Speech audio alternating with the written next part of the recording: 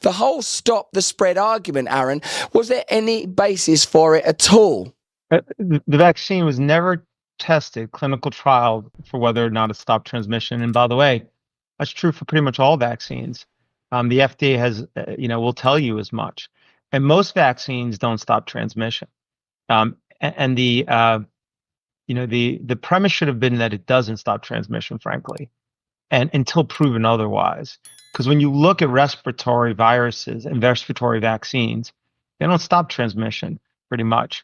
And so, and many of them don't stop transmission. So, when you look at some of the raw data regarding other vaccines, it shouldn't have been very surprising. You're trying to inject something in the arm that often will create systemic immunity in your blood, IgG antibodies, to try and create mucosal immunity in your lungs, IgA antibodies. And that crossover typically does not happen in science. So it should have started with, well, this is almost certainly not going to create immunity transmission. And I could walk through some of the other vaccines as well. But, if I was one of your audience members, I might be saying, I still don't believe 5 days of safety review for the clinical trials.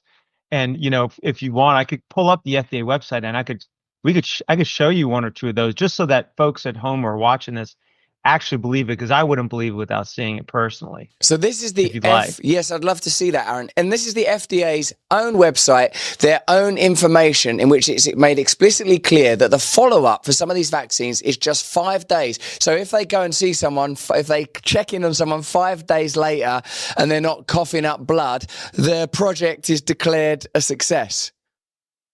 Well, the way to think, yes, that's close, but the way to think about it is this. When you want to license a product, okay, you have to do a clinical trial.